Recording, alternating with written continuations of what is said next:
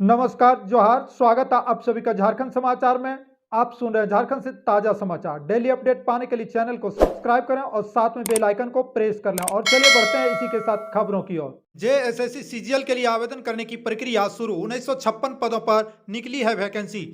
बता दें कि स्नातक स्तरीय 1956 पदों पर बहाली के लिए ऑनलाइन आवेदन जमा होने शुरू हो गए हैं। 14 फरवरी की मध्य रात्रि तक आवेदन पत्र भरे जा सकेंगे, जबकि 16 फरवरी की मध्य रात्रि तक परीक्षा शुल्क भुगतान तथा फोटो व हस्ताक्षर अपलोड कर आवेदन का प्रिंट लेने के लिए 18 फरवरी की मध्य रात्रि तक लिंक उपलब्ध रहेगा। उल्लेखनीय है कि झारखंड कर्मचारी चयन आयोग जेएसएससी की ओर से झारखंड सामान्य स्नातक योग्यताधारी संयुक्त प्रतियोगिता परीक्षा 2021 के तहत स्नातक स्तरीय 956 पदों पर बहाली की प्रक्रिया शुरू की गई है। आयोग द्वारा 2016 और 2019 में भी सामान्य स्नातक योग्यताधारी संयुक्त प्रतियोगिता परीक्षा की प्रक्रिया शुरू की गई थी, जिसे बाद में रद्द कर दिया गया था। बता दें कि 2019 में आवेदन करने वालों को नहीं देना होगा परीक्षा शुल्क। झारखंड सामान्य स्नातक व योग्यताधारी संयुक्त प्रतियोगिता परीक्षा 2019 के लिए आवेदन दे चुके अभ्यर्थियों को पुनः ऑनलाइन आवेदन देना होगा, लेकिन इसके लिए उन्हें परीक्षा शुल्क नहीं देना पड़ेगा। उन्हें नए आवेदन पत्र में पूर्व में समर्पित आवेदन पत्र की निबंधन संख्या व जन्म तिथि दर्ज करनी होगी। ऐसा नहीं करने पर संबंधित अभ्यर्थी को परीक्षा शुल्क में छूट नहीं मिलेगी। बता दें कि एक चरण में ही होगी परीक्षा। प्रत्येक गलत उत्तर के लिए 1 अंक कटेगा। आयोग के अनुसार परीक्षा एक चरण में आनी मुख्य परीक्षा में ओएमआर शीट पर होगी। सभी प्रश्न वस्तुनिष्ठ व बहुविकल्पीय उत्तर युक्त होंगे। प्रत्येक सही उत्तर के लिए 3 अंक मिलेंगे, जबकि प्रत्येक गलत उत्तर के लिए 1 अंक कटेगा। कुल 3 पत्र होंगे। प्रत्येक पत्र के लिए 2 घंटे का समय मिलेगा। पहला पत्र भाषा ज्ञान, दूसरा पत्र जनजातीय क्षेत्रीय भाषा तथा तीसरा पत्र सामान्य ज्ञान का रहेगा। 14 फरवरी की मध्यरात्रि तक आप फॉर्म भर सकते हैं, आवेदन कर सकते हैं और 16 फरवरी तक जमा करना होगा शुल्क। वहीं पर बता दें कि सहायक प्रशाखा पदाधिकारियों के लिए 384 पद हैं और कनीय सचिवालय सहायक के लिए 322 और प्रखंड आपूर्ति पदाधिकारी 245 और प्लानिंग असिस्टेंट के लिए 5 पद हैं। कुल 956 पदों पर बहाली होनी है। झारखंड के मेडिकल कॉलेजों में होगी बहाली और इन विषयों के शिक्षक होंगे नियुक्त। झारखंड के मेडिकल कॉलेज में असिस्टेंट प्रोफेसर की नियुक्ति के लिए 22 विषयों में कुल रिक्तियों की संख्या बढ़ाकर 110 कर दी गई है। सबसे अधिक मेडिसिन विभाग में 10 असिस्टेंट प्रोफेसर की नियुक्ति होगी। झारखंड लोक सेवा आयोग ने नियुक्ति की विस्तृत जानकारी उपलब्ध करा दी है। इसके तहत वैसे अभ्यर्थी आवेदन कर सकेंगे जिनकी उम्र सीमा 1 अगस्त 2021 को न्यूनतम 30 वर्ष हो, जबकि झारखंड चिकित्सा सेवा नियुक्ति प्रोन्नति एवं सेवा शर्त नियमावली 2018 के आलोक में झारखंड राज्य सेवा संवर्ग में कार्यरत चिकित्सकों के लिए अधिकतम उम्र सीमा का कोई बंधन नहीं होगा। इसके लिए नियंत्री पदाधिकारी द्वारा निर्गत अनापत्ति प्रमाण पत्र अनिवार्य रूप से संलग्न करना होगा। इस नियुक्ति में किसी मेडिकल कॉलेज संस्थान में 8 वर्ष का अध्यापन अनुभव रखने वाले अध्यापकों को सामान्य विशेषज्ञता स्नातकोत्तर अध्यापक के रूप में मान्यता दी जाएगी। कुल 110 रिक्ति में अनारक्षित के 44 पद, एससी के 15 पद, एसटी के 32 पद, बीसी 1 के 12 पद, बीसी 2 के 4 पद, ईडब्ल्यूएस के 3 पद शामिल है। अभ्यर्थी 8 फरवरी 2022 तक ऑनलाइन आवेदन कर सकते हैं। क्षितिज आरक्षण का लाभ महिला को 5%, खेल कूद के 2%, निःशक्त को 4%, आदिम जनजाति को 2% मिलेगा। अभ्यर्थियों को 3 वर्ष का किसी मेडिकल कॉलेज में संबंधित विषय में जूनियर रेसिडेंट व 1 वर्ष का सीनियर रेसिडेंट का अनुभव होना चाहिए। आवेदन करने वाले अभ्यर्थियों के लिए न्यूनतम उम्र सीमा 30 वर्ष रखी गई है।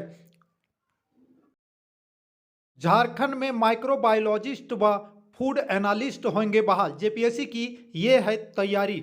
बता दें कि झारखंड में जेपीएससी की ओर से माइक्रोबायोलॉजिस्ट और फूड एनालिस्ट के पदों पर बहाली की जाएगी। माइक्रोबायोलॉजिस्ट के 2 और फूड एनालिस्ट के 2 पदों पर नियुक्त की जाएगी। इधर झारखंड के नगर विकास विभाग में 63 असिस्टेंट इंजीनियर की नियुक्ति 3 वर्षों से लटकी हुई है, लिखित परीक्षा के बाद संशोधित मॉडल उत्तर भी जारी किया गया है, लेकिन 4 माह बाद भी रिजल्ट जारी नहीं किया गया है। झारखंड लोक सेवा आयोग जेपीएससी की ओर से माइक्रोबायोलॉजिस्ट एवं फूड एनालिस्ट के 4 पदों पर नियुक्ति की जाएगी। आयोग की ओर से इस बाबत विस्तृत जानकारी उपलब्ध करा दी गई है।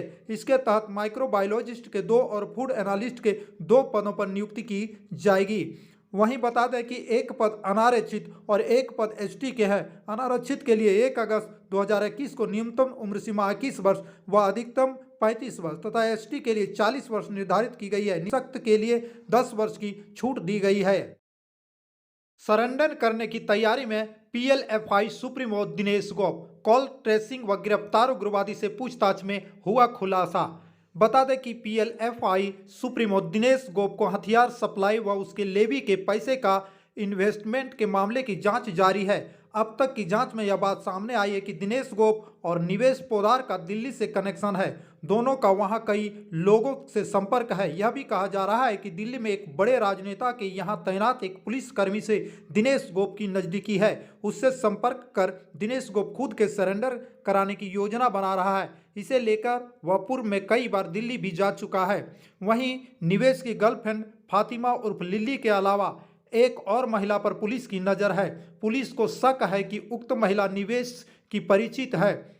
पुलिस को जानकारी मिली है कि एक महिला का दिनेश गोप से भी संबंध है, जो निवेश के साथ दिनेश गोप के लेवी के पैसे का इन्वेस्टमेंट दिल्ली में करती है। इसे लेकर पुलिस की जांच जारी है।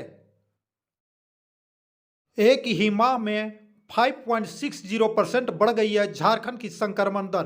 रांची समेत कई जिलों में मिल रहे हैं सबसे ज़्यादा संक्रमित। झारखंड में पिछले एक माह में संक्रमण की दर में 5.56% का इजाफा हुआ है। दिसंबर के दूसरे सप्ताह में संक्रमण की दर जहां 0.04% थी, वहीं जनवरी के दूसरे सप्ताह में यह 5.60% हो गई है। यानी प्रत्येक 100 की जांच में 5 से अधिक संक्रमित मिल रहे हैं। स्वास्थ्य विभाग के हिसाब से कोरोना संक्रमण की तीसरी लहर 25 दिसंबर 2021 से शुरू हुई है। हालांकि इसके पूर्व स्थिति अच्छी थी और काफ़ी कम संक्रमित मिल रहे थे। सरकार ने 4 जनवरी से 15 जनवरी तक संक्रमण दर की स्थिति देखते हुए पाबंदी लगाई थी। चूंकि फिलहाल संक्रमण की दर कम नहीं हो रही है, इसीलिए पूर्व में लागू पाबंदियों को 31 जनवरी के लिए बढ़ा दिया गया है। रांची में सबसे अधिक संक्रमण दर मिले हैं। रांची में सबसे अधिक संक्रमण दर है। रांची के अलावा बोकारो, चतरा, देवघर, पूर्वी सिंहभूम, हजारीबाग, लातेहार ऐसे जिले हैं जहां संक्रमण दर अधिक है। इन जिलों में 5% से अधिक संक्रमित मिल रहे हैं। अब कॉलेज की अधूरी पढ़ाई भी कर सकेंगे पूरी। यूजीसी ने जारी किया बैंक ऑफ क्रेडिट का संशोधित गजट। जिन विद्यार्थियों की पढ़ाई किन्हीं कारणों से बीच में छूट गई है, तो उनके लिए एकेडमिक बैंक ऑफ क्रेडिट लाभदायक साबित होगा। नई शिक्षा नीति के तहत यूजीसी ने इसका संशोधित गजट जारी कर दिया है। साथ ही सभी विश्वविद्यालय व कॉलेज को इसे लागू करने को कहा है। इस व्यवस्था से छात्रों की पढ़ाई बेकार नहीं जाएगी। छात्रों ने जितने समय तक पढ़ाई की है, उसी आधार पर उन्हें प्रमाण पत्र दिया जाएगा। इसके बाद वे सशर्त जब चाहे अपनी पढ़ाई वहीं से शुरू कर सकते हैं। यूजीसी के सचिव प्रोफेसर रजनीश जैन ने कहा कि इस योजना के तहत अगर कोई छात्र किन्हीं कारणों से बीच में ही अपनी पढ़ाई छोड़ देता है, तो उसे संबंधित कोर्स के समय के हिसाब से सर्टिफिकेट, डिप्लोमा या डिग्री प्रदान की जाएगी। यानी प्रथम वर्ष पास करने वाले विद्यार्थियों को सर्टिफिकेट दिया जाएगा, जबकि द्वितीय वर्ष पास करने पर विद्यार्थियों के एडवांस डिप्लोमा और 3 वर्ष का कोर्स पूरा करने पर उसे ग्रेजुएशन की डिग्री तथा 4 वर्ष की पढ़ाई करने पर रिसर्च के साथ डिग्री दी जाएगी। यूजीसी द्वारा जारी पत्र में कहा गया है कि एकेडमिक बैंक ऑफ क्रेडिट एक कॉमर्शियल बैंक की तरह काम करेगा और छात्र इसके ग्राहक होंगे। क्लास वर्क और ट्यूटोरियल के आधार पर विद्यार्थियों का एकेडमिक क्रेडिट स्टोर किया जाएगा। यह क्रेडिट 7 साल के लिए मान्य होगा। एकेडमिक बैंक ऑफ क्रेडिट एक वर्चुअल स्टोर हाउस है जो सभी विद्यार्थियों के डेटा का रिकॉर्ड रखेगा। इसके लिए विश्वविद्यालय व कॉलेज को इसमें रजिस्ट्रेशन कराना होगा। प्रोफेसर रजनीश जैन, सचिव यूजीसी।